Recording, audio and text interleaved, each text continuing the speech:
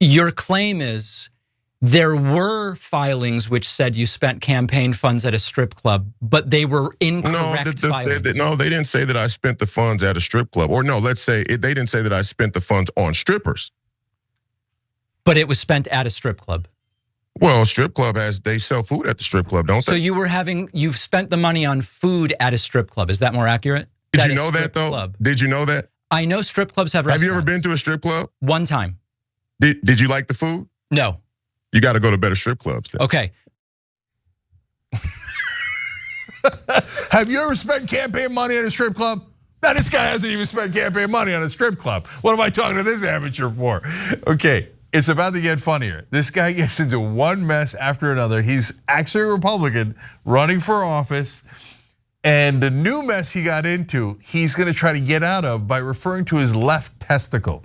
We're gonna get there. Thanks for watching. Our audience has helped build TYT into the media giant it is today. Together, we can accomplish anything. Support our work and join us at tyt.com/team. Yasmin has the whole story for you. Yeah, he's gonna make me read the quote about the testicles. A few weeks ago, the Daily Beast reported at 5 in the morning, 1 week after Republican Royce White lost his 2022 Minnesota congressional primary, his campaign shelled out more than $1,200 in donor funds to a vendor 1,800 miles away, not typically associated with political expenses. An all-nude strip club in Miami, Florida called Gold Rush Cabaret. Classy. We have great food there. But during an appearance on David Pakman's show, he explained that this was all just a big mix-up and he actually just spent the money on food. It was recently revealed you spent campaign donations at a strip club. Is that true? That's not true. Okay, it's been sourced very well by the Daily Beast. Where'd they get this information? The Daily Beast, first of all, the Daily Beast is not a good source. That's number one. But number two, it wasn't well sourced even in that article at all. It was a reference to a campaign filing with the FEC that was not done properly. But so what you're saying is you did spend the money at strip clubs, but on food, is that right? Well, I'm not saying that I spent the money. I'm saying that there was a filing on my FEC report that shouldn't have been there and potentially should have been reimbursed by somebody who may have been at the strip club, but that there is food at the strip club. So to say it was spent on strippers is not based on factual evidence. I didn't say that. Especially not from the Daily. You did. I said it's strip club, not strippers. No, well, okay. Well, which that's is the what's same thing you're implied saying, by the Daily Beast. It's the same thing you're saying, right? So we agree. But that's what's been implied by the Daily Beast and other people as well. Money was spent at a strip club by someone else in your campaign on that's food. That's what's been implied by the Daily Beast and other mainstream media outlets as well. And what's the truth? I just told you. Okay. All right. I will not ask either of you if you've ever been to a strip club, but whether the money was spent on food, thank you, or strippers themselves, does the distinction even matter, right? This is the question of misused campaign funds. Yeah. So Cenk, I guess we'll start with you. Yeah. No, to be fair, I've gone to a lot of strip clubs, but only for the food. Right. And yeah, good chicken wings. Everybody knows that. I hear they have really good steaks, actually. I heard the steaks were good. And you should see the reading material they have there. It's like a library. That's really why I go. I love it. He's like, so they're saying that the Gold Rush Cabaret, where we went over there and spent $1,800 in Miami Beach, that it wasn't for the food. They're implying it was for the strippers. Yeah, by the way, to be fair, I think that is what they're implying. Okay, and I think they might be right. So this guy's a hoot and a holler, man. Look, I don't care that he went to a strip club. I just told you I've gone to strip clubs. Probably an enormous percentage of men have gone to strip clubs. And of that enormous percentage, almost none of them went for the food, okay? So the problem isn't that, brother. It's spending the campaign money, donor money. Look, man, you got big, rich Republican donors and you want to waste their money on strippers, no problem, waste their money, okay? But guys giving you $5, $10 at a time thinking that you're gonna deliver for them and you're over in Miami doing some sort of gold rush business. That's the problem. Again, he's got another dumbass thing that he ran into that we're gonna get to in a second, but first on this, Trey. Yeah, well, look, I mean, I have actually eaten a steak in a strip club in Portland before, and it was weird, but not bad. It was okay. But like $1,200, $1,800, however much that was, that's a lot of chicken wings, And also I feel like just etiquette-wise, if you go into a strip club with a big group of people, you take up a big chunk of space of like floor real estate in there, and you only spend money on food and don't give any tips to the girls or whatever. That's kind of messed up, really. Like, I think they would, I know they like selling the chicken wings too, but like, it's a breach of etiquette. Like, that's not a cool thing to do. So really, he's being kind of a dick either way, in my opinion, either way you slice it. But yeah, this guy was an NBA player, like, anecdotally speaking, reportedly, they have lots of business meetings and strip clubs in the NBA.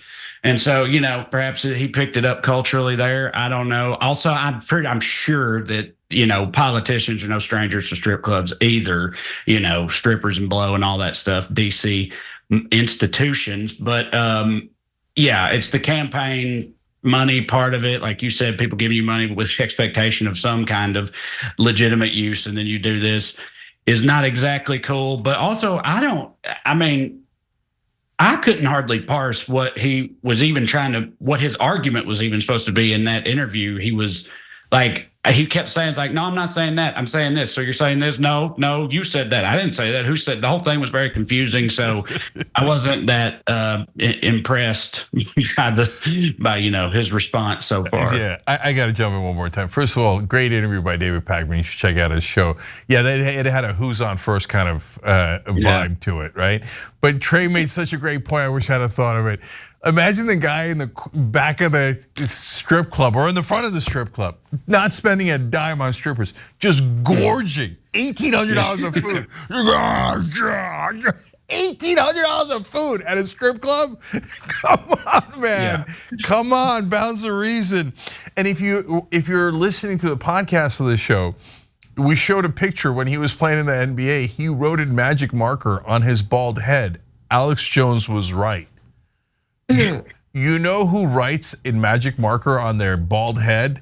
People who believe that Alex Jones was right. So, all right, Yasmin, you got more. Yeah, I got more, and the second half is more weird than the first half.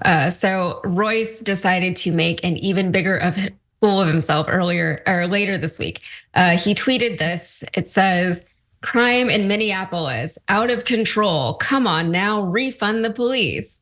But a little bit of fact checking revealed that this was actually a map of drinking fountains in Minneapolis parks. The tweet says, "Oh wait, this is a map of drinking fountains in Minneapolis parks. Carry on." Oops. White's mistake was immediately taken down and replaced with an actual crime map for Minneapolis, but the screenshots were already grabbed, and the people were not going to let him forget about this.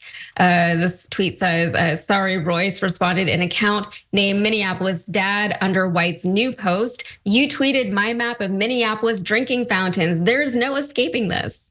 White appeared incensed that he was duped, responding back to one account who poked fun at him, saying, "Shut your mouth, you blue wave cuck."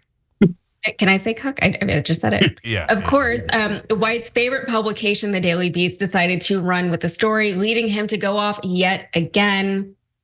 Okay, let's do this. It says, "My left nut gets more media attention than this left rag. It's been a great couple of weeks. The MSM blinks every time I take a leak. You people are scared-less, and I love it. Every time you get a story wrong and spell my name right, you might as well send a donation." I mean, I guess he needs those donations to pay for his strip club taquitos or their steaks or chicken wings. I don't know. But funny enough, shortly after his tantrum, the Daily Beast published another story about how he owes $100,000 in child support payments. It says the mother of White's daughter shared images from Minnesota's online child support portal showing White owes her $100,086.82, having made just one payment this year of $523.91 earlier this month. And of course, he just denied that too. But he has a point. The more the media talks about people, the more publicity they get.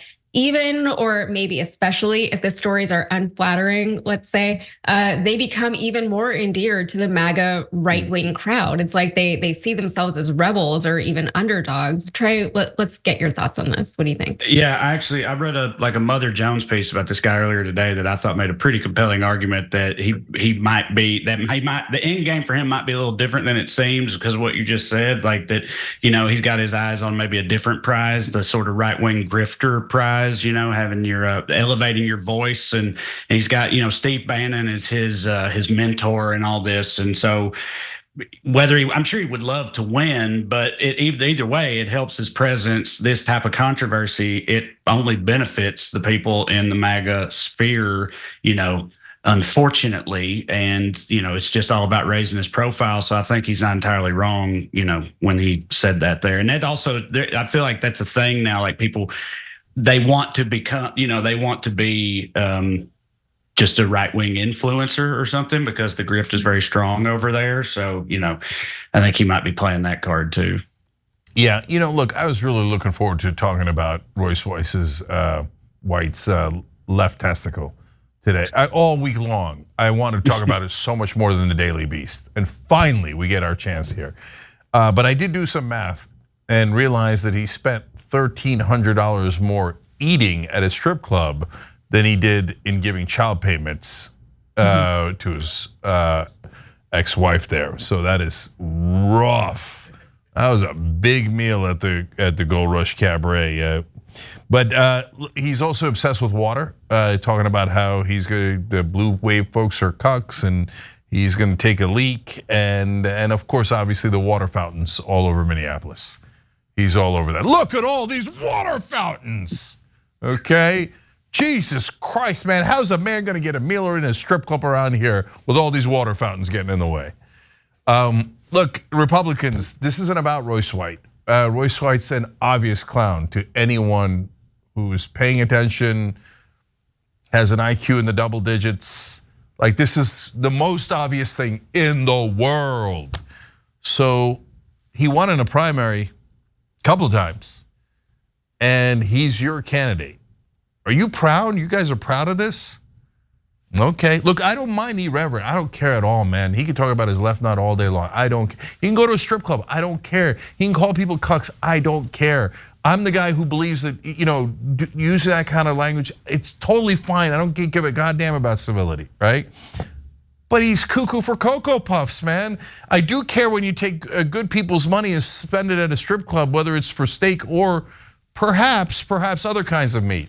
But in the way that he would put it.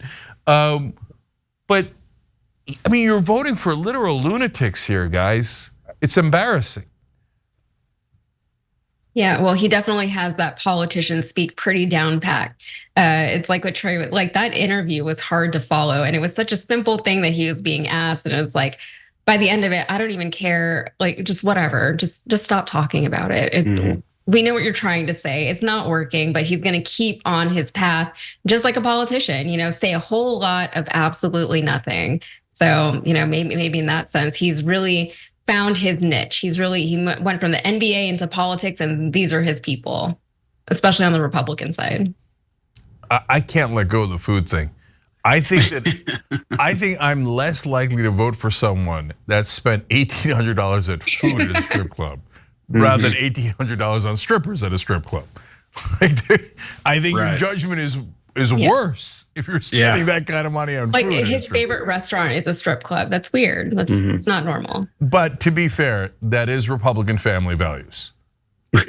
Yeah, good Christian values. Okay.